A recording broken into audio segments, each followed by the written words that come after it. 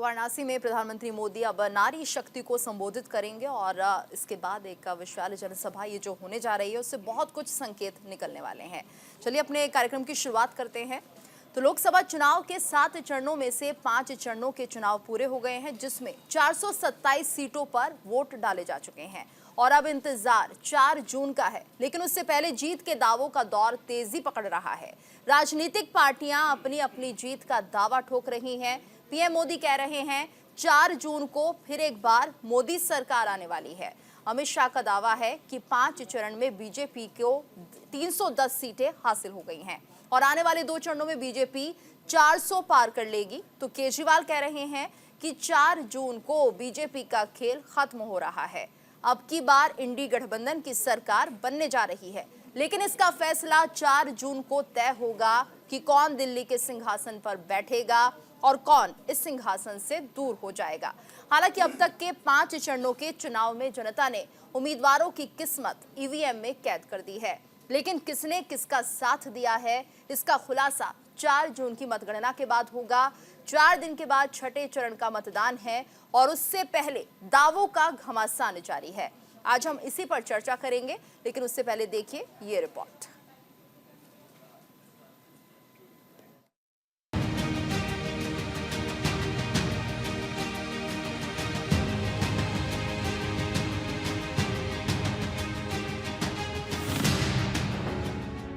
लोकसभा चुनाव के 7 चरणों में से 5 चरणों का चुनाव बीते दिन ही संपन्न हो गया है। देश में 5वें चरण का मतदान पूरे होने के बाद लोकसभा चुनाव के लिए 3/4 से ज्यादा सीटों पर मतदान का काम पूरा हो चुका है।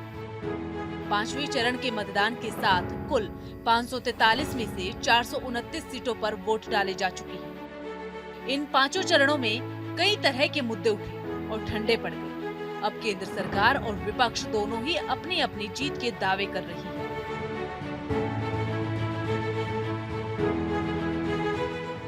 तो वहीं बीजेपी नेता, प्रमुख स्टार प्रचारक और केंद्रीय गृह मंत्री अमित शाह इस आम चुनाव में प्रधानमंत्री नरेंद्र मोदी के 400 पार के लक्ष्य की पूर्ति के लिए आज ओडिशा दौरे पर हैं। ओडिशा के संबलपुर में एक चुनावी जनसभा को संबोधित करते हुए अमित शाह ने कहा कि पूरे देश भर में 5 चरण के चुनाव समाप्त हो चुके हैं। इन 5 चरणों में मोदी जी 310 पार कर गए। अब छठे और 7वें चरण में आपको मोदी जी को 400 पार कराना है। देश भर के मतदाताओं के लिए सिर्फ 400 पार का लक्ष्य है।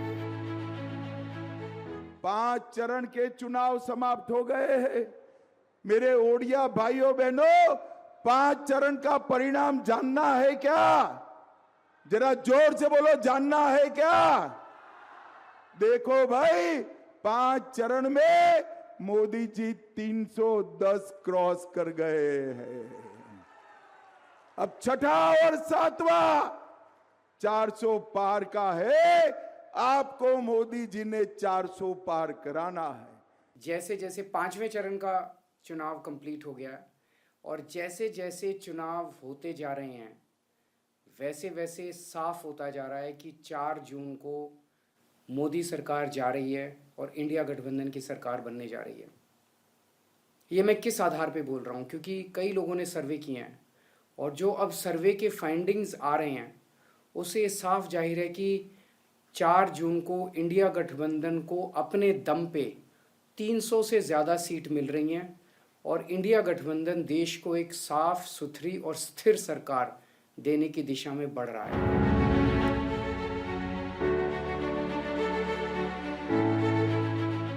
सत्ता पक्ष के बोलने पर विपक्ष हर बार पलटवार करता है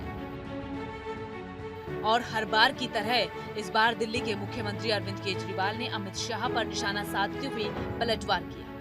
सीएम अरविंद केजरीवाल ने कहा कि कल अमित शाह की दिल्ली में सभा थी और 500 से भी कम लोग वहां थे। वो कहते हैं आम आदमी पार्टी के सपोर्टर पाकिस्तानी हैं। दिल्ली के लोग पाकिस्तानी हैं। उन्होंने हमें 62 सीटें दी। पंजाब के लोगों ने 92 सीटें देकर हमारी सरकार बनाई। क्या पंजाब के लोग पाकिस्तानी हैं? इसी के साथ केजरीवाल ने कहा कि 5वें चरण का चुनाव संपन्न हो गया है। जैसे जैसे चुनाव होते जा रहे हैं, वैसे वैसे साफ होता जा रहा है कि 4 जून को मोदी सरकार जा रही है और इंडी गठबंधन की सरकार सत्ता में आ रही है। कई लोगों ने सर्वे किए हैं और जो नतीजे सामने आ रहे हैं उससे साफ है कि 4 जून को इंडी गठबंधन अपने दम पर 300 से ज्यादा सीटें मिल रही है। खैर, दोनों दल अपनी अपनी बातों को जनता के सामने पेश कर जीत के दावे कर रहे हैं। पर ये तो 4 जून को ही स्पष्ट होगा कि किसकी किस्मत में सत्ता आना लिखा है और किसकी किस्मत में जाना।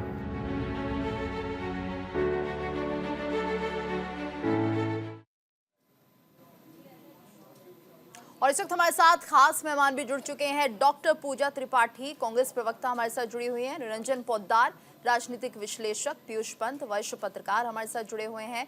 साथ ही सिद्धार्थ शर्मा, आम आदमी पार्टी के प्रवक्ता जुड़े हुए हैं। आप सभी का बहुत बहुत स्वागत है न्यूज इंडिया पर। तो जिस तरह से दावे किए जा रहे हैं और साफ तौर पर अमित शाह कह रहे हैं कि 310 का ये आंकड़ा तो पार हो गया है और अब 4 जून को 400 का आंकड़ा भी एनडीए पार कर लेगी। जब रिजल्ट्स आ रहे होंगे ये सबके सामने होगा। तो आखिर आधार क्या है, ये अपने आप में बहुत बड़ा सवाल है। निरंजन जी, सबसे पहले मैं आपसे ही समझना चाहूंगी किस आधार पर ये आंकड़ा सेट किया गया है। देखिए गीतू जी, मेरा ये मानना है कि तमाम पार्टियां अपने संगठन और उनका तो एक समाज के अंदर जैसे उनका एक सिस्टम बना हुआ होता है, उसी से और उसके अंदर अगर हम बात करें भारतीय जनता पार्टी की, तो भारतीय जनता पार्टी के पास तो आपको पता है एक उनका अपना संगठन है और एक उनका अनुसांगिक संगठन आरएसएस, यानी कि जिसको कहते हैं संघ। तो उस जिस तरीके से वो अपने संघ और अनुसांगिक संगठन और उसके बाद में जैसे सुनने में आता है कि भाई आईबी से रिपोर्ट मंगाई जाती है, तो इस सारी चीजों का जो सर्वे निकाल करके जो अगर कोई कहता है कि हम किस लेवल के ऊपर हमारा चुनाव जा रहा है या किस लेवल के ऊपर चुनाव जा रहा है, तो ये उनका अपना एक मूल्यांकन हो सकता है। लेकिन मेरा ये मानना है कि जब तक 4 जून का समय नहीं आता है, यानी कि वोटिंग काउंटिंग का जब तक टाइम नहीं आता है, ये सारी चीजें एक अनुमान के आधार पर आधारित होती है। इसके ऊपर चाहे आप पक्ष कहें चाहे विपक्ष कहें कि जिस तरीके से इंडिया गठबंधन कह रहा है कि भाई हम 300 सीटों से ऊपर जा रहे हैं, केजरीवाल जी की भी पीसी आपने सुनी होगी, लेकिन वास्तविकता ये है कि भारतीय जनता पार्टी इसलिए ज्यादा आश्वस्त है क्योंकि जिस तरीके से आपने देखा होगा कि चुनावों से पहले जिस तरीके से तमाम जो सर्वे एजेंसियां उन्होंने अपनी रिपोर्ट दी, उसके बाद में जो पट्टा बाजार भी हमारे यहाँ एक फैक्टर होता है कि जिससे भी एक अनुमान लगाया जा सकता है, इन सारे अनुमानों के आधार के ऊपर ऐसा लग रहा है कि भाई भारतीय जनता पार्टी जो अपना अनुमान बता रही है वो इन सारे अनुमानों को आधार मान करके और भारतीय जनता पार्टी जी, यानी कि सब अपने अपने अनुमान लगा रहे हैं। पीयूष जी, आपको क्या लगता है इतनी बड़ी बात कह देना बीजेपी की तरफ से, और अमित शाह अगर ये कह रहे हैं कि हम 310 के आंकड़े को छू गए हैं, तो अपने आप में एक बहुत बड़ा बयान है। और यहाँ पर सवाल यही उठ रहा है क्योंकि हर दल यही कह रहा है कि हम जीत रहे हैं, लेकिन 310 का आंकड़ा पार करना या उस तक पहुंचना एक बहुत बड़ी चुनौती है। देखिए, अपने अपने दावे हैं और ये एक चुनाव के टाइम पे एक मनोवैज्ञानिक रूप से इस तरह का जो है एक पक्ष को जो है फ्रस्ट्रेट करने के लिए और अपने लोगों को जो है अपने कार्यकर्ताओं को और बाकी जो अभी चरण बचे हैं उसके लिए और एक उत्साह के साथ आए और वोट डालें और कार्यकर्ता और उसका काम करें। इसके लिए इस तरह की बातें कही जाती है और आप कह सकते हैं कि क्या मतलब अगर ये भी इसके पीछे है क्या आखिर ये फिगर कैसे अमित शाह जो इस विश्वास के साथ कह पा रहे हैं जी। क्योंकि क्या चुनाव आयोग जिस तरह से देरी कर रहा है आंकड़े देने में, क्या उसकी तरफ भी कुछ इशारा है? क्या 1 करोड़ अगर मतदाता बढ़ जाते हैं तो वो भी कुछ और उधर भी पकड़ा है कुछ क्या? तो बहरहाल ये जो है कि अपने अपने दावे कर रहे हैं, ग्राउंड रिपोर्ट और बता रही हैं और विपक्ष कुछ और दावे कर रहा है और सत्ता पक्ष अपने दावे कर रहा है। देखिए अभी दावे हैं, 4 तारीख को ये पिटारा खुलेगा तो किसके दावे सही होते हैं किसके नहीं होते हैं ये तभी बात सामने आएगी। बिल्कुल। लेकिन एक कॉन्फिडेंस पैदा करने के लिए और एक लगातार जिस तरह से देखिए कहीं न कहीं जो है भारतीय जनता पार्टी में ये पूरे जो अब तक के चरण हुए 5 चरण हुए हैं उसको लेके खासकर शुरुआती चरणों में कहीं न कहीं उनको दिख रहा है कि वो सपोर्ट नहीं मिला। इसीलिए प्रधानमंत्री मोदी जी भी लगातार हर चैनल को जो है साक्षात्कार दे रहे हैं। जो प्रधानमंत्री कभी मीडिया पे आते नहीं थे सामने, लगातार अपना जो है साक्षात्कार दे रहे हैं। इसके मतलब कि दिखाई देता है कहीं न कहीं जो है बड़ी चुनौती भारतीय जनता पार्टी का सामना कर रही है चुनाव में। बिल्कुल। डॉक्टर पूजा, आप क्या मानती हैं, आपको क्या लगता है पूजा जी, क्योंकि जिस तरह से हम देख रहे हैं लगातार इतने बड़े दावे किए जा रहे हैं, लेकिन जो 5 चरणों के आंकड़े हैं वोटिंग परसेंटेज के, वो बेहद कम है। अगर ऐसा ही होता तो ये वोटिंग परसेंटेज भी बढ़ती। क्या इससे बीजेपी डरी हुई है? उन्हें ऐसा लग रहा है कि कहीं कुछ कमी रह गई है? भारतीय जनता पार्टी के लिए मैं यही कहना चाहूंगी कि तुमसे पहले क्या पता नहीं था, इसको भी 400 पार करना ही यकीन है। जिस तरीके से वोटिंग परसेंटेज गिरा है वो इनकी सत्ता के प्रति उदासीनता था। सबसे बड़ी बात, ये इलेक्शन में गए थे, उन्हें 400 पार इन सब बना दिया और डिस्कोर्स लेकर आए। ये कोई रोजगार का रोड है ना, महंगाई का, ये मटन मंगलसूत्र लेकर मुसलमानों को देंगे, अमित शाह जी महिला मतलब क्या करते हैं, प्रधानमंत्री जी हर राजनीतिक में झूठ बोलते हैं, चाहे वो आरक्षण हो। अगर 400 पार का यकीन था, अगर इनको सबका साथ के मॉडल यकीन था, तो फिर ये पॉलिटिकल में एक स्तर नीचे उतर के उसको इतना कम्युनलाइज करके पूरा का पूरा रंग दे दिए। और सबसे बड़ी बात, अमित शाह जी और प्रधानमंत्री मीडिया के सामने इंटरव्यू थे, तो उनका एक अलग एक निजी चैनल में कहते हैं कि अगर मैं जिस दिन करूंगा एक राजनीतिक होगा, लेकिन दूसरे 24 घंटे वो लोग करने लगते हैं कि प्रतिशत आरक्षण दिया। तो मुझे लगता है कि decreasing vote percentage election commission कर रहे हैं, और मॉडल हो चाहे सूरत मॉडल हो, एक बच्चा दे रहा था, माधवी हैदराबाद में के सबका वैसे तो बड़े इलेक्शन कमीशन बिल्कुल तैयारी से लगा हुआ है, पर जिस प्रकार की ग्राउंड रिपोर्ट आ रही है, जिस प्रकार के लोगों को गुस्सा है, प्रकार से लोग सोच रहे हैं कि अपूर्ण बेरोजगार के सब महंगाई, प्रधानमंत्री मंच पर चढ़कर सिर्फ करते हैं।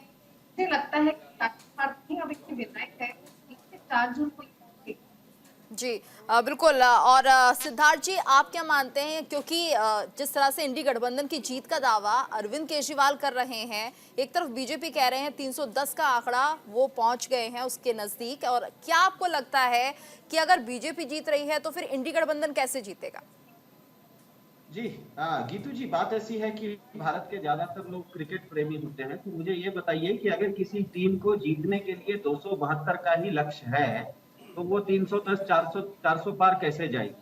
तो मेरा सबसे पहले सवाल है भाजपा से कि अगर उनको 310 सीटें 5 चरण में चुनाव में मिल गई हैं, तो वो अब चुनाव प्रचार क्यों कर रहे हैं? 272 से पर अगर आपकी सरकार बन रही है, 310 आपको आ गए हैं, तो इसके बाद भी अगर आप अपनी सीटें बढ़ाने की बात कर रहे हैं, इसका मतलब ये है कि आप संविधान बदलना चाह रहे हैं, आप आरक्षण खत्म करना चाह रहे हैं। यही तो अर्थ हुआ, क्योंकि इसका मतलब क्या है, 272 में तो आपकी सरकार बन रही थी। जब 272 में सरकार बन रही थी, 310 आ गए, इसके बाद भी आप अगर चुनाव प्रचार कर रहे हैं, वो क्यों कर रहे हैं? इससे ज्यादा आपको सीटें क्यों चाहिए? इसका मतलब ये है कि आप संविधान बदलना चाह रहे हैं, आप आरक्षण हटाना चाह रहे हैं। तो ये तो भाजपा को सवाल है, खास करके भाजपा के कोई प्रवक्ता इस कार्यक्रम में नहीं आए हैं, तो शायद वो जवाब नहीं दे पाएंगे। तो मेरे ख्याल से राजनीतिक विशेषज्ञ हैं, वो उस चीज का जवाब शायद दे सकते हैं। देखिए, हमारे जैसे कार्यकर्ता, हम लोग कर्नाटक से लेकर कश्मीर तक ना 5 चरण चुनाव हुए थे, तो अलग अलग कारणों से पार्टी के काम से सब जगह गए थे। तो लोगों के बीच में, लोगों के दिमाग में एक ही बिल्कुल सीधी सी चीज है, लोगों को पता है कि मेरे वोट से किसी राजनीतिक दल को सत्ता मिलती है। सबको पता है कि मेरा वोट, मैं वोट दूंगा और कोई ना कोई राजनीतिक दल सत्ता में आएगा। तो लोग कहते हैं कि सत्ता का मतलब होता है मुझे कुछ सेवाएं मिलेगी, और दुर्भाग्य यह है कि भाजपा ने सत्ता का मतलब बना लिया है कि मैं लोगों को सजा दूंगा। वो चाहे महुआ मोइत्रा को सजा दें, चाहे कांग्रेस के अकाउंट फ्रीज करके सजा दें, चाहे अरविंद केजरीवाल को जेल में डाल के सजा दें, चाहे हेमंत सोरेन को जेल में डाल के सजा दें। तो मुझे ये कहिए कि मैं अगर किसी फोन कंपनी को अपना डाटा देता हूं, तो उसके बदले वो हमें इंटरनेट देगा या डंडा मारेगा मेरे सर पे? भाजपा से लोगों की उम्मीद थी पिछले 10 साल में कि वो लोगों की सेवा करेगी। भाजपा ने तो केवल लोगों को सजा दी है, चाहे वो नोटबंदी की सजा हो, चाहे लोगों को लॉकडाउन में लाने की सजा हो, चाहे जबरदस्ती वैक्सीन देने की सजा हो, चाहे महंगाई बढ़ाने की सजा हो, चाहे बेरोजगारी की सजा हो। तो ये जब लोगों को सजा देते हुए लोग देखेंगे, तो लोग इसीलिए गुस्से में हैं। अब मेरे ख्याल से हम लोगों का ओपिनियन बिल्कुल स्पष्ट है कि मोदी जी जाने वाले हैं, क्योंकि अच्छे दिन आने वाले हैं। अब हालत भाजपा की यह है कि एक संबित पात्रा जी हैं, भाजपा के बहुत बड़े नेता हैं, आपके कार्यक्रम में भी बहुत कई बार मुख्य प्रवक्ता बन के आए हैं। उन्होंने यहाँ तक बोल दिया कि भगवान जगन्नाथ जो हैं वो खुद मोदी जी के भक्त है। मुझे बताइए, भगवान जगन्नाथ के तो पूरा दुनिया भक्त होता है, भगवान जगन्नाथ मोदी जी के भक्त कैसे बन गए? तो रावण और हिरण्यकश्यप भी ना इसी तरह की बातें करते थे कि रावण और हिरण्यकश्यप भी प्रहलाद को यही बातें कहते थे कि पूरा भगवान ही मेरे जेब में रहता है। दूसरी बात, भाजपा ये क्यों चुनाव हार रही है, ये मैं आपको बता देता हूँ। भाजपा इतनी खिसिया गई है कि कल भारत के अमित शाह जी ने दिल्ली के 2.5 करोड़ लोगों को, गुजरात के 4 करोड़ लोगों को, गोवा के 50 लाख लोगों को, पंजाब के 3 करोड़ लोगों को पाकिस्तानी घोषित कर दिया।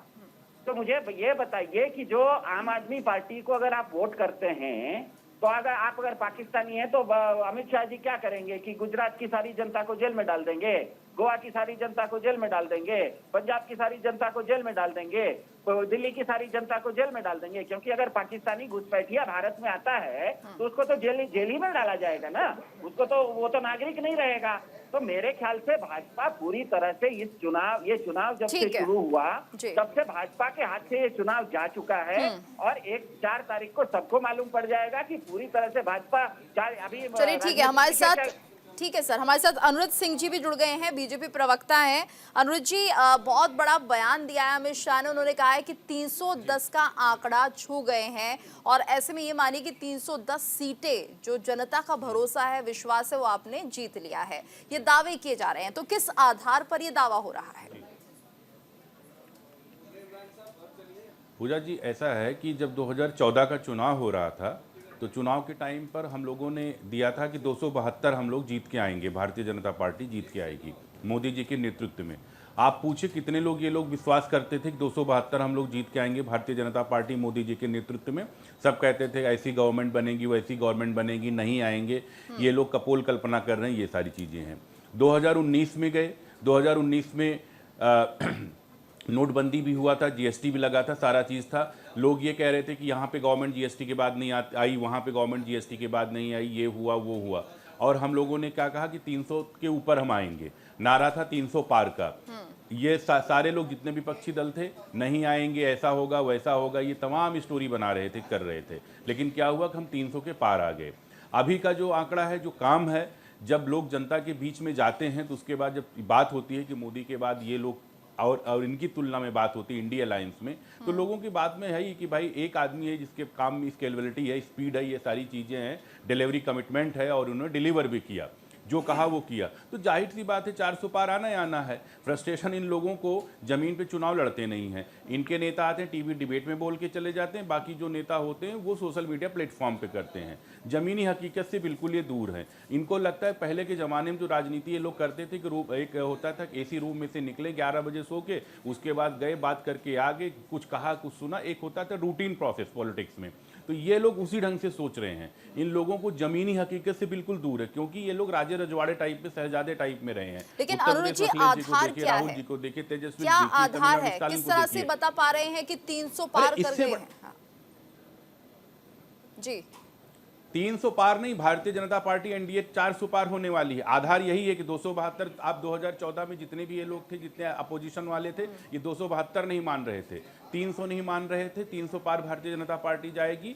जब गवर्नमेंट हुआ इसमें 2019 में, यही ये लोग स्टोरी बनाते थे। आज के टाइम भाई एक डिलीवरी कमिटमेंट है। आप चाहे राम मंदिर का 500 साल का पुराना हिंदू आस्था के विषय का मुद्दा पड़ा था, जो कि ये लोग डंप करके मान रहे थे, राम की आस्था को नहीं मान रहे थे, और आज के टाइम में कह रहे हैं कि राम एक कोट के ऊपर जनेऊ पहने घूम रहे हैं कि राम सबके हैं। जब राम सबके तो वकील किसके थे? तो समस्या क्या है? उसके बाद में चाहे 370 का मुद्दा लीजिए, चाहे ट्रिपल तलाक का मुद्दा लीजिए, मैं कह रहा हूँ छोटी छोटी लोगों के खाते नहीं हुआ करते थे। 65 साल कांग्रेस गवर्नमेंट में रही या उनके पार्टनर्स गवर्नमेंट में रहे, ये लोग एक अकाउंट नहीं, महिला के लिए शौचालय नहीं बना पा रहे थे। यानी अनुज जी, आप कह रहे हैं सरकार ने काम किया है, इसलिए 400 का आंकड़ा पार होगा। स्पीड ठीक है, और इस वक्त बड़ी खबर आ रही है जी। ठीक है, आप सभी हमारे साथ बने रहिए। सीधा रुख करेंगे हम वाराणसी का, जहां पर पीएम मोदी मंच पर आ गए हैं और संबोधन उनका होना है। सीधी तस्वीरें दिखाते हैं। ये पहली बार है जब हम काशी का नामांकन अपने मायके उपस्थिति के बिना कर ले है, मां गंगा ही अब हमार माई है। मैंने इसलिए कहा था कि मां गंगा ने पहले मुझे काशी बुलाया था, अब मां गंगा ने मुझे गोद ले लिया है। और इस आज आयोजन में इतनी सारी मातृशक्ति की मौजूदगी मुझे अभिभूत कर रही है। आप सभी समय निकालकर यहां आई, मैं आपका बहुत बहुत आभारी हूं। साथियों, मैं पार्टी के प्रचार में कितना भी व्यस्त होता हूं, लेकिन बनारस को लेकर हमेशा बहुत निश्चिंत रहता हूं। मुझे कोई चिंता ही नहीं रहती, क्योंकि सब कुछ आप ही लोग संभाल रहते हैं। इसलिए सबसे पहले मैं यही कहूंगा, इस गर्मी में अपने स्वास्थ्य का ध्यान जरूर रखिए। तो दिखाएंगे आपको और क्या कुछ कह रहे हैं पीएम अपने संबोधन में। फिलहाल एक छोटे से ब्रेक के लिए रुक रहे हैं, जल्द हाजिर होते हैं। और आइए आपको एक बार फिर से लिए चलते हैं वाराणसी, जहां पर प्रधानमंत्री मोदी संबोधित कर रहे हैं। कर दिए, इसके लिए मजाक उड़ाते कि मोदी टॉयलेट करता रहता है, टॉयलेट बनाने में लगा है। 11 करोड़ टॉयलेट बनाए हैं। मेरी करोड़ों करोड़ों माताओं का मैंने इज्जत घर बनाया है। लेकिन मुझे पता था मेरी बहन बेटियों के लिए इसकी कितनी बड़ी जरूरत थी। मोदी ने गरीब से गरीब महिलाओं के लिए बैंक खाते खुलवाए, और वो भी 1 रुपये के खर्च के बिना, ताकि उन्हें जो भी पैसा मिले वो सुरक्षित रह सके। मोदी ने करोड़ों पीएम आवास, 4 करोड़ से ज्यादा घर बनाए, लेकिन उसकी रजिस्ट्री महिलाओं के नाम पर करवाई, ताकि करोड़ों माताएं घर की मालकिन बनी है। अब महिलाएं भी संपत्ति की मालकिन बन रही है। ये बस योजनाएं नहीं थी, इससे नारी शक्ति को नया आत्मविश्वास मिला। यही मेरा मिशन था, यही मेरी सोच थी। माताओं बहनों, कांग्रेस की सरकारों की पहचान एक गाने से खूब होती है, और वो गाना बहुत पॉपुलर रहा है, महंगाई डायन खाए जात है। कांग्रेस आई, महंगाई लाई। कांग्रेस सरकार रही होती तो आज आपकी रसोई का बजट 2 गुना 3 गुना बढ़ चुका होता।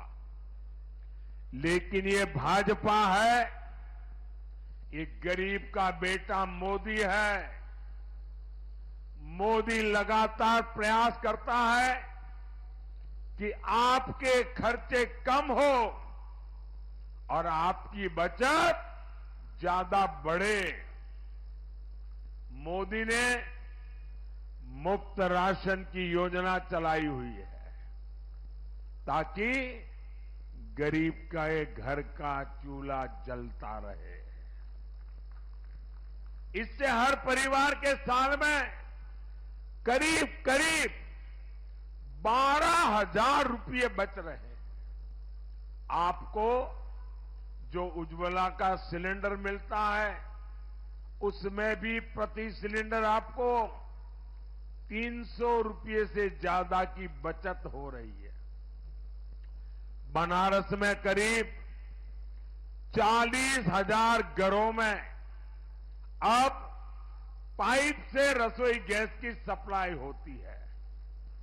बहुत जल्द ही 80,000 से ज्यादा घरों को भी पाइप से गैस मिलने वाली है। इससे भी आपकी बचत बढ़ेगी। माताओं बहनों, पिछले 10 साल में बनारस के 3 लाख से ज्यादा लोगों का यह आंकड़ा जो कोई सुनेगा तो उनको आश्चर्य होगा कि एक सांसद जब समर्पित भाव से काम करता है तो कितना बड़ा काम कर सकता है। आपको जानकर खुशी होगी। तो नारी शक्ति संवाद कार्यक्रम में प्रधानमंत्री मोदी पहुंचे हुए हैं और नारी शक्ति को संबोधित कर रहे हैं। एक बार फिर से रुख करते हैं अपने डिबेट का और बात करते हैं निरंजन पोद्दार जी से। निरंजन जी, आपसे हम जानना चाहेंगे, क्या एंटी इनकम्बेंसी फैक्टर इस वक्त काम नहीं कर रहा है? क्योंकि ये देखा जाता है जब कोई भी सरकार 2 टर्म तक रहती है तो उसके बाद कहीं ना कहीं ये एक बड़ा फैक्टर होता है एंटी इनकम्बेंसी, जो कि प्रभाव देता है। क्या मानते हैं आप? निश्चित रूप से देखिए गीतू जी, पहली बार देश के अंदर ऐसा चुनाव देख रहे हैं जिसके अंदर 10 साल की सरकार होने के बाद में यहाँ पे कोई एंटी इनकम्बेंसी वाली चीज दिखाई नहीं दे रही। और ये जो जिस तरीके से विपक्ष बातें तो करता है, लेकिन वास्तविकता ये है कि विपक्ष अपने दोहरे मापदंड को कहीं दूर नहीं रख सकता। वो दोहरा मापदंड क्यों बता रहे हैं? अभी जैसे आपने देखा होगा, आम आदमी पार्टी के विद्वान प्रवक्ता और आज अरविंद केजरीवाल जी क्या कह रहे थे कि भाजपा या मोदी जी या अमित शाह पंजाब के 3 करोड़ लोगों को, इतने 50 लाख गुजरातियों को, इतने लोगों को इन्होंने पाकिस्तानी कह दी। अरे भाई, आप मुझे एक बात बताइए, अगर यही क्राइटेरिया आपका है तो जो आपके यहाँ से जो सुल्तानपुरी से जो विधायक हुआ करते थे संदीप कुमार, जिनको बाद में आपने मंत्री बनाया और जो राशन कार्ड बनाते हुए और उसके बाद में उनका वो वीडियो वायरल हुआ था, तो इसका मतलब वो जो जिन्होंने उनको वोट किया था वो सारे के सारे उस कैटेगरी के हो गए। और जिस तरीके से बिहार के अंदर वहां जो कोर्ट ने लालू यादव को 4 मुकदमों के अंदर अगर आरोपी या भ्रष्टाचारी घोषित कर दिया है, तो क्या पूरी बिहार की जनता ने उनको मुख्यमंत्री बनाया था वो सारी की सारी जनता भ्रष्टाचारी होगी? भाई, ये एक व्यक्ति के हिसाब से। और दूसरी बात देखिए, सबसे बड़ी बात क्या है, बोरा मापदंड में क्यों कह रहा हूँ, जब भी आम आदमी पार्टी के प्रवक्ता आम आदमी पार्टी की तीसरी होती है, ये बोलते हैं कि हमारे को इतने लोगों ने हमारे को 67 सीटों से जिताया, हमारे को 62 सीटों से जिताया, हमारे को गुजरात में 4 सीटें दी, हमारे को ये जनता ने हमें वोट दिया, जनता ने हमें वोट दिया। भाई, आपको पूरे देश के अंदर मिलाएंगे तो आपको 2.5 से 3 करोड़ वोट मिले होंगे। लेकिन वही भारतीय जनता पार्टी जिनको 2019 के लोकसभा चुनाव के अंदर केवल लोकसभा चुनाव में 23.5 करोड़ लोगों ने वोट देकर के प्रधानमंत्री बनाया था। और लगभग अगर आप देखेंगे तो देश के आधा राज्यों के अंदर भारतीय जनता पार्टी की सरकार बनाई है, यानी कि 25 करोड़ वोट विधानसभाओं में भारतीय जनता पार्टी को। उसके बावजूद आपके जो केजरीवाल जी है वो कैसी बातें करते हैं, ये प्रधानमंत्री मानसिक रोगी है, ये चौथी पास राजा, फिर इसका मतलब आप उन वोट देने वाली जनता का अपमान नहीं कर रहे हैं। इसका मतलब अगर यही क्राइटेरिया आपके साथ लागू, आप अपने लिए लागू कर रहे हैं तो दूसरी जगह भी लागू करें। और रही बात, देखिए जीतू जी कहते हैं सारी चीजें, सारी बात ठीक है, लेकिन मुझे एक बात बताइए, अभी एक डेटा मैं देख रहा था कि 4 करोड़ युवा वोटर हैं, युवा हुए हैं जो फर्स्ट टाइम वोटर की कैटेगरी में आते हैं, लेकिन उसमें से जो रजिस्ट्रेशन करवाया है वो केवल 1 करोड़ 35 लाख बच्चे ने रजिस्ट्रेशन करवाया अपना फर्स्ट टाइम वोटर के लिए। तो मुझे एक बात बताइए, अगर बेरोजगारी की समस्या होती तो क्या जो बाकी के जो 3.25 करोड़ लोग हैं या जो 2.5 करोड़ लोग बच्चे हैं, क्या वो अपना रजिस्ट्रेशन करवा करके सरकार बदलने के लिए वोट नहीं करते? लेकिन कहीं ना कहीं लेकिन बेरोजगारी तो मुद्दा है और बेरोजगारी दिख भी रही है। ऐसा तो नहीं है कि बेरोजगारी मुद्दा नहीं है। देखिए देखिए जीतू जी, मैं आपको स्पष्ट शब्दों में कह रहा हूँ, बेरोजगारी किन लोगों के लिए? बेरोजगारी उन लोगों के लिए है जो काम नहीं करना चाहते, बेरोजगारी उन लोगों के लिए है जो अपनी योग्यता से ठीक है। ज्यादा कमाना चाहते हैं। अगर 10 सेकंड की मेरी बात सुनिए, अगर मान लीजिए आज जीतू जी कहें कि मैं न्यूज इंडिया की मैं चीफ एडिटर क्यों नहीं बन सकती? अगर आप वो चीफ एडिटर के लिए अगर अपनी ये नौकरी त्याग देती है तो बेरोजगार आप होंगी। देखिए सीधी सी बात है। चलिए ठीक है, आप नहीं मानना चाह रहे हैं, ठीक है। पीयूष जी आप क्या कहेंगे? ठीक है सर, पीयूष जी आपको क्या लगता है, क्या वाकई ये जो मुद्दे हैं वो अब गायब हो चुके हैं और एक बार फिर से बीजेपी की सरकार सत्ता में आ रही है? नहीं, देखिए मुद्दे तो बने हुए हैं। मुद्दे पूरे जो है चुनाव प्रचार के दौरान और चुनाव के दौरान वो मुद्दे बने हुए हैं। हाँ, ये बात है कि बीजेपी ने उन मुद्दों पे ध्यान देने की कोशिश नहीं करी, क्योंकि उन मुद्दों पे वो लगातार असफल रही है और इसीलिए वो डाइवर्ट करती रही है। और इसकी शुरुआत प्रधानमंत्री मोदी जी ने कर दी थी पूरी तरीके से, जो है कि वो हिंदू मुसलमान और मुसलमानों की तरफ और क्या क्या पता नहीं क्या क्या वो जो है कि एक पिटारे में था भी नहीं। वो उनके जो कांग्रेस के जो उनका मैनिफेस्टो था उसमें से पता नहीं वो कहाँ से ढूंढ के ले आए, वो चीज़ जो थी भी नहीं। तो पूरा नैरेटिव को एकदम डाइवर्ट करने की कोशिश करी। जो रोजगार है, बेरोजगारी है, जो महंगाई है, जो औद्योगिकरण की कमी हो रही है, जो उद्योग धंधे नहीं पैदा हो रहे हैं, इसलिए नौकरियां नहीं मिल रही हैं, सरकारी नौकरियां खत्म की जा रही हैं लगातार। तो बहुत सारे जो मुद्दे जनता को छू रहे हैं, जनता की कमाई घटती जा रही है, पर कैपिटा इनकम लगातार। बिल्कुल पीयूष जी, लेकिन ये मुद्दे तो विपक्ष को छूने चाहिए, विपक्ष को इन मुद्दों को उठाना चाहिए। आपको नहीं लगता है कि जो इंडी गठबंधन है, विपक्ष है, वो कमजोर पड़ रहा है इन मुद्दों को उठाने के लिए? नहीं, देखिए बिल्कुल, अगर आप उनके प्रचार को देखिए, उनके नेताओं के भाषणों को देखिए, तो उनका इन्हीं पे सारे भाषण केंद्रित रहे हैं। उल्टा भारतीय जनता पार्टी के नेताओं के भाषण जो है वो कांग्रेस मुसलमानों को जो है कि संपत्ति दे देगी, आधा ये दे देगी, वो दे देगी, भैंस दे देगी, पता नहीं कहाँ से कौन सी चीजें ला के वो देते रहे। लेकिन विपक्ष इस बार मतलब सरप्राइजिंगली, मैं कहूँगा आश्चर्यचकित तरीके से, इस बार जो है विपक्ष काफी फोकस्ड रहा और उन मुद्दों पे केंद्रित रहा जो मुद्दे जो है कि जनता को। अच्छा, फोकस रहा सर, तो ना तो ये सीट शेयरिंग डिसाइड कर पाए, ना ही चुनावी कैंपेन, जब बीजेपी आधा कैंपेन खत्म कर चुकी तब इंडी गठबंधन को होश आया कि उन्हें लोगों के बीच जाना है। नहीं, देखिए वो तो देखिए गठबंधन बना जिसमें अलग अलग पार्टियां थी, वो दिक्कतें थी, और वो भी साथ नहीं है सर। गठबंधन बना, अलग अलग पार्टी है, टीएमसी का रुख बीच में आ जाता है 2 फेज की वोटिंग के बाद। ठीक है, हमारे साथ डॉक्टर पूजा भी जुड़ी हुई है। पूजा जी बताइए। गीतू जी, मैं कहती हूँ भारतीय जनता पार्टी स्थान होगा इनकॉम्पिटेंट। आज ये वक्त उठाया, ये वक्त सबसे कम वोटिंग परसेंटेज है। 2014 में भयंकर वोटिंग 68%, 2019 में 68%, 2000 मोदी जी क्या आज में 40% लोगों को टिकट मिला है जो दूसरी पार्टी से सीपीआई की तरफ से आए। वॉशिंग मशीन लोग जाते भाजपा में साफ सुथरे होकर आते। ठीक है पूजा जी, आपकी आवाज क्लियर नहीं आ रही है, लेकिन जितना हम समझ पाए हैं, वॉशिंग मशीन का आपने जिक्र किया है, ये बीजेपी की वॉशिंग मशीन है। जो बीजेपी में जाता है, कितना भी दोषी हो, धुल के साफ हो जाता है। अनुरुद्ध जी क्या कहेंगे? जीतू जी, मैं ये कह रहा हूँ कि अभी हमारे 1-2 लोग बोल रहे थे, एक पैनलिस्ट बोल रहे थे कि मुद्दे आपके क्या मुद्दे होंगे, भारतीय जनता पार्टी मोदी जी नहीं बताएंगे। कांग्रेस के मैनिफेस्टो में लिखा हुआ है, और लिखा होना छोड़िए, कर्नाटक के अंदर उन्होंने 4% ओबीसी का रिजर्वेशन लेके उन्होंने मुसलमानों को दिया है, ये तो खुलेआम। और इनके ही इंडिया अलायंस के राष्ट्रीय जनता दल के फाउंडर लालू जी ने क्या कहा कि हमें रिजर्वेशन देना ही चाहिए मुसलमानों को, सारे रिजर्वेशन SC ST OBC सबका लेके। समस्या क्या है कि इनके प्रधानमंत्री मनमोहन सिंह, जब कांग्रेस की सरकार थी, यूपीए गवर्नमेंट थी, उन्होंने कहा था, ऑन फ्लोर बोला था कि भारत के रिसोर्सों पर सबसे पहले अधिकार किसका? मुसलमान का है। कांग्रेस ने भी यही बोला था। हिंदू मुसलमान कौन कर रहा है? देश का बंटवारा इन्होंने हिंदू मुसलमान के नाम पे कर दिया। समस्या ये नहीं है, आप जब एक वर्ड लेके आते हैं सिर्फ मुसलमान, ओनली माइनॉरिटी, वहां पे ये चीज चैलेंजेज होते हैं, इसको बताना पड़ता है कि आप ऐसा जो कर रहे हैं वो गलत है, क्योंकि भारत भूमि में सबका अधिकार होता है। समस्या इनके साथ में क्या है कि जब राम मंदिर का उद्घाटन होता है, ये लोग इन्विटेशन मिलता है, ये लोग जाते नहीं है। क्यों? आप हिंदू के आज तक, अब कांग्रेस कहती है कि राम का अस्तित्व को नकारती है, वो कहते हैं कि राम सबके हैं, तो ये 20-20 वकील आप लगा के रखे हो, तो वो किसके वकील थे? कपिल सिब्बल किसके थे? कौन किसके था?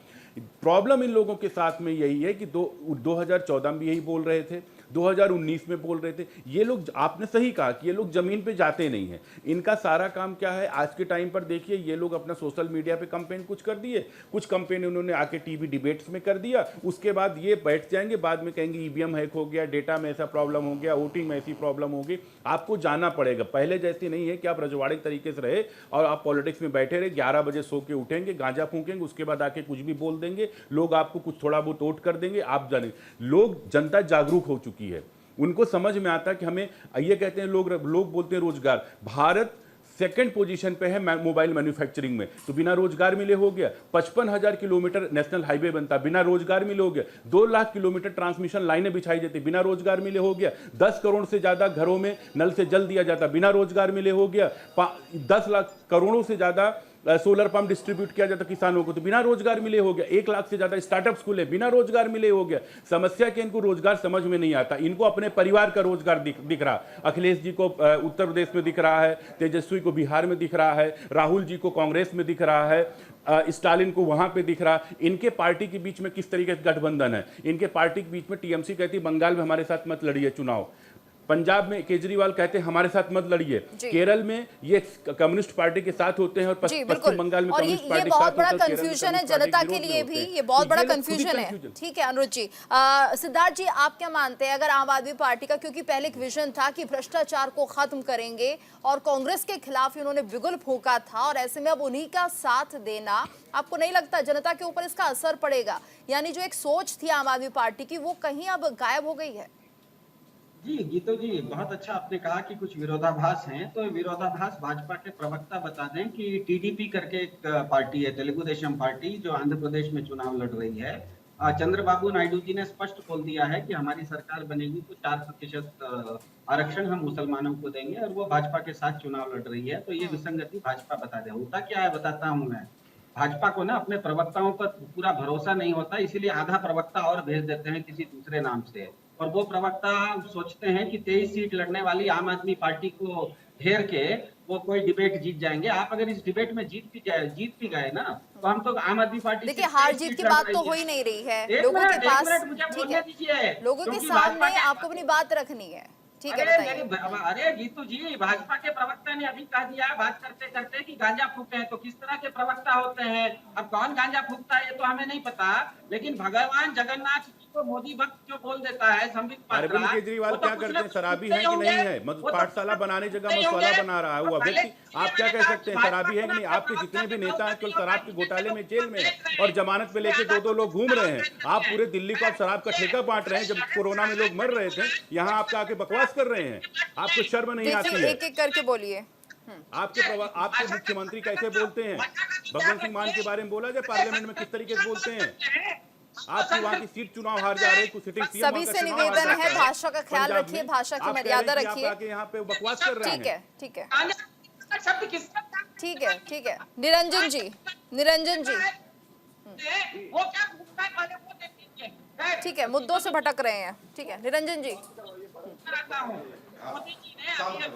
गीतू जी हाँ, देखिए गीतू जी, ऐसा है, बोलने को कोई भी आदमी, लेकिन कम से कम एक उंगली दूसरे की तरफ करे तो 4 तो अपनी तरफ भी देखिए। आप मुझे एक बात बताइए, सुप्रीम कोर्ट के जजों की कृपा से जो व्यक्ति 20 दिन के लिए बाहर आया, वो आदमी ऐसे दिखा रहे हैं, उसको ऐसे दिखा रहे हैं जैसे कोई जल्दी जीत करके आया। भगत सिंह के फोटो लगाए हुए थे, भाई भगत सिंह दारू के मामले में गिर गया था क्या? पहली बात। और दूसरी बात देखिए गीतू जी, मैं इस बहस में नहीं पढ़ना चाहता, लेकिन मैं दूसरी बात कहना चाह रहा हूँ कि अभी यहाँ पे ये प्रसंग उठा कि लोगों की आमदनी घट गई। मुझे एक बात बताइए, आज के 10 वर्ष पहले का और आज का रिकॉर्ड बता रहा हूँ आपको। आज अगर ट्रेन की टिकटें बुक होती है तो सबसे पहले 3 टायर एसी 2 टायर एसी की टिकटें बुक होती है, स्लीपर क्लास की टिकटें बाद में भी आपको एन टाइम पे भी मिल जाती है। अगर आज फ्लाइट के यात्रियों की बात देखेंगे तो हवाई जहाज के। आज अगर आप देखेंगे तो जो सैलानी है, तो आप मुझे एक बात बताइए, जो नैनीताल जा रहे हैं, तो जो गंगोत्री, यमुनोत्री, केदारनाथ, बद्रीनाथ जो भीड़ जा रही है, बिना पैसे जाती है। कश्मीर के अंदर रिकॉर्ड तोड़ यात्री वो बिना पैसे होता है। जो सोना है, सोना 16% ज्यादा बिका है। और जो गाड़ियों की बात है, तो गाड़ियां 22% ऑटोमोबाइल के अंदर इंक्रीज है। जो व्यक्ति है, आप ये समझ लीजिए, मैं गांव की पृष्ठभूमि से आता हूं। पहले जब मैं गांव जाता था तो हमारे गांव के अंदर 10 पक्के घर मिलते थे। आज जब मैं गांव जाता हूँ, 10 वर्षों की बात बता रहा हूँ, तो मुझे वहां पे कोई कच्चा घर भी नहीं दिखाई देता। वहां पे जिनके पास है, सबके पास सब अपने पक्के। तो चलिए, ठीक है, ठीक है। उसी से लोगों का जीवन पूजा जी 10 सालों में बदलाव आया है, ये आप मानती है? 10 सालों में बदलाव आया है, सड़कें बनी है, लोगों को रोजगार मिला है, जिस तरह से बताया जा रहा है, तो बदलाव तो दिखाई दिया है, क्या कहेंगे? ये तो जी निरंतर कंपैरिजन, हल्के कंपैरिजन, वो बातें क्या कह दीजिए, लाइफ की जरूरत ही नहीं। 8 देश, 4 देशों में ज्यादा बेरोजगारी, एक साल में 56,000 किसान क्या कर रहे हैं। 7% लोगों के पास 10% पास देश का 40% संसाधन और एक व्यक्ति 27 रुपए में कंपनी कर। और आपके मैं तो गाँव जाना, पक्के करो। अरे अब गाँव के दलित बोले ना, उनके पास धन है, उनके पास घर है, न उनके पास जीवन के उनके साधन है, न उनके पास बच्चों को रोजगार है। आप इस देश 300 मिलियन को 70% को ये करके आपको जीवन की दर के लिए केवल के लिए तो आप रोजगार नहीं, बेरोजगार नहीं। मुझे लगता है खुदों को इस तरह हल्का मत करिए। बेरोजगार, आत्महत्या, युवा की भाषा और महंगाई देश सबसे ज्वलंत है। और ये मैं देश का एक पानी कह रहा है। आप इसको अपने गांव से कंपेयर करके, लीटर से कंपेयर करके हल्का मत करिए। ये इस देश के पर सबसे बड़ी बात भारतीय जनता पार्टी के जहाँ प्रधानमंत्री जी की 76 हैं पोशाकों में जी, ठीक है। पर एक बार है, प्रधानमंत्री के पास इस देश सरकार का कोई है, महंगाई कम कोई रोडमैप नहीं। और सबसे ठीक है, महंगाई, बेरोजगारी, ये तमाम ऐसे मुद्दे हैं जिनको उठाना चाहिए, लोगों के बीच इन मुद्दों को लेकर जाना चाहिए। पीयूष जी, आपको नहीं लगता है कि इन मुद्दों को सही समय पर नहीं उठाया गया, लोगों के बीच नहीं पहुंचा गया? जितनी तेजी के साथ या जितनी जल्दबाजी के साथ ये काम करने थे, उतनी ही देरी इनमें हुई है। नहीं, देखिए, ये तो देरी हुई है, निश्चित रूप से देरी हुई है। अगर पहले से उठाया जाता तो शायद उनका इम्पैक्ट और ज्यादा पड़ता। लेकिन हमने देखा बाद के टाइम में जो है काफी जो है कि शिद्दत के साथ जो है ये मुद्दे उठाए गए। संविधान का मुद्दा उठाया गया, आरक्षण का मुद्दा उठाया गया, महंगाई का, बेरोजगारी का। देखिए, कुछ नौकरियां बांट देने से काम नहीं चलता। ये बहुत बड़ा, यहाँ के युवा वर्ग जो है लगातार जो है, जब आपका शिक्षा भी आगे बढ़ती है तो और शिक्षित युवक निकलते हैं, सामने आते हैं, तो उनको रोजगार चाहिए, उनको नौकरी चाहिए, वो आपको क्रिएट करनी पड़ती है। मैन्युफैक्चरिंग सेक्टर जो है हमारा लगातार जो है हमारा वो पिछड़ता चला जा रहा है और हमारे पे कर्ज बढ़ता जा रहा है। इकोनॉमी देखिए, जो कोई भी अर्थव्यवस्था मजबूत होती है वो उसकी जो करेंसी है वो मजबूत होकर, हमारी करेंसी इस समय सबसे ज्यादा कमजोर हो गई है। इस सरकार के रिजीम में जो है बहुत कमजोर हो गई है। अर्थव्यवस्था के तौर पर हम कमजोर हैं। कर्ज वाली अर्थव्यवस्था हो गई है। हमारी जितनी आमदनी है उतनी ही लगभग हम जो है कर्ज हम पे चढ़ने जा रहा है, तो बराबरी हो रही है। इसके बहुत विकट स्थिति पैदा हो रही है। ठीक है, अनुरुद्ध जी, आगे चल के इसका खामियाजा भुगतना पड़ेगा। अनुरुद्ध जी, बीजेपी का लक्ष्य तो ट्रिलियन इकोनॉमी बनाने का है, लेकिन पिछड़ते जा रहे हैं हम अपनी अर्थव्यवस्था में। पीयूष जी को, खैर सीनियर जर्नलिस्ट, इनको पता होना चाहिए कि 2011 में, 2012, 13, 14 में क्या इन्फ्लेशन रेट था, क्या रिटेल इन्फ्लेशन रेट था, क्या जीडीपी थी उस टाइम पे, हमारी क्या इकोनॉमी में क्या हालत हुआ था। आज भारत तीसरे नंबर की वर्ल्ड की सबसे बड़ी अर्थव्यवस्था बनी हुई है। ऐसे बनी हुई है कि वहाँ पे रोजगार नहीं, महंगाई सारी एकदम पड़ी हुई, तो कैसे भैया बन गई है? इसका मतलब है कहीं पे स्ट्रक्चरल बहुत ज़्यादा इंप्रूवमेंट हुआ है, तब वहाँ जाके हम खड़े हुए। पूरे वर्ल्ड में कहीं ना कहीं युद्ध चल रहा, कुछ चल रहा है। आपका पेट्रोल का प्राइस है, डीजल का प्राइस है, सारे प्राइसेस कंट्रोल है। केवल कांग्रेस की रीजन में देखिए, कांग्रेस की जहाँ भी सरकारें हैं 7 से 8 रुपए पर लीटर पेट्रोल और डीजल के प्राइसेस हाइक हुआ है, और जहां पे Bharatiya Janata party alliances government है वहां पे 7-8 रुपए कम है। तो समस्या क्या है कि आप अपने हाथ कंट्रोल नहीं कर पा रहे हैं, अपना वेट कम कर दीजिए थोड़ा सा, वो आप कर नहीं पा रहे हैं। और दूसरा, जो आम आदमी पार्टी के हमारे मित्र चिल्ला रहे थे, भैया पाठशाला की जगह मसाला किसने बनाया? आपके जितने भी नेता हैं सब किसमें गए हैं? लेगेसी ऑफ करप्शन में जेल गए हुए हैं। आप सब किसके लिए आप घूम रहे हैं? जमानत लिए घूम रहे हैं प्रचार। गीतू जी मेरी आवाज आ रही है क्या? ठीक है, हाँ अनुज जी आपके पास आ रही है। सिद्धार्थ जी भी कुछ कह रहे हैं, उनकी भी सुन लेते हैं जरा। गांजा नाम का शब्द लेते हो नेशनल टीवी के ऊपर। भैया गांजा ही फूकते हैं, मसाला क्या होता है? शराबी बना रहे हैं पूरे दिल्ली को। आपको समझ में नहीं आता 11 बजे आके और क्या होता है वो? आप अपने ऑफिस के अंदर, अपने शीश महल के अंदर एक महिला की पिटाई करते हैं अपने ही सांसद की, तो गांजा फूका ही आदमी करेगा ना ऐसा? शराबी व्यक्ति तो करेगा। पार्लियामेंट में भगवंत सिंह मान किस तरीके से बात करते थे? तो जो कोई बात करेगा, अरे कौन ऐसा बात करेगा? कोई सही मानसिकता का आदमी, सिद्धार्थ भाई, कोई सही मानसिकता का आदमी जाके शीश महल के अंदर मारपीट करेगा किसी महिला से? इसका मतलब गांजे फूक के बैठे रहते केजरीवाल, उनके दिमाग में पता नहीं क्या चलता रहता। वो दिल्ली को सबको अपने को मालिक कोट करेंगे, कभी कुछ कोट करेंगे, कभी कुछ बोलेंगे। अरे प्रवक्ता कौन है कौन नहीं, छोड़ो ना, इसकी चिंता मत करो, इसको भारतीय जनता पार्टी देखेगी। दिमाग आपके, अरे भैया मैं कह रहा हूँ कि हर व्यक्ति के अंदर कोई सामान्य, आप करेंगे ऐसा, हम करेंगे ऐसा कि अपने शीश महल के अंदर बुला के लोगों को मार रहे हैं? एक महिला, अपनी ही पार्टी की महिला सांसद को मार रहे हैं, जहां पाठशाला बना, क्या कमिटमेंट था उनका? करप्शन फ्री, उनका क्या कमिटमेंट था? वो आके मसाला बना रहे हैं, कोरोना में लोग मर रहे हैं, वो शराब की पॉलिसी बना रहे हैं, तो इंसान क्या कहेगा उनको? उस दिन आपने क्या सोचा था कि महिलाओं को जो 3000 मैं कह रहा हूँ केवल इतना देखिए, आप 23 सीट पे चुनाव लड़ रहे हैं, पिछली बार भी इतनी सीटों आपकी जमानत। चलिए ठीक है, तो सबके अपने अपने दावे हैं, सबके अपने अपने दावे हैं। ठीक है सर, ठीक है सिद्धार्थ जी, ठीक है निरंजन जी, सबके अपने अपने दावे हैं, सभी दल दावे कर रहे हैं कि वो जीतने जा रहे हैं। आखिर कैसे पता चलेगा? ये तो 4 जून को ही फैसला आएगा, लेकिन कहीं ना कहीं बड़े बड़े आंकड़े जो सेट कर दिए गए उसको लेकर क्या कहेंगे? देखिए गीतू जी, आंकड़े किस चीज से पता चलता है? मैं आपको बता रहा हूँ, 2017 में जब जीएसटी लगी थी तो जीएसटी के अंदर जो 17-18 की कलेक्शन थी वो लगभग 90,000 करोड़ रुपए थी, और आज 2024 के अंदर 2000 जो पिछला जो वो था उसके अंदर 2,15,000 करोड़ रुपए को ऊपर पार कर दी। मुझे एक बात बताइए, अगर देश के अंदर उत्पादन और कंजम्पशन नहीं हुआ तो क्या जीएसटी का 2,15,000 करोड़ ऐसे ही पार कर दी? 2014 के अंदर इस देश के अंदर 3.25 करोड़ लोग इनकम टैक्स असेसी थे।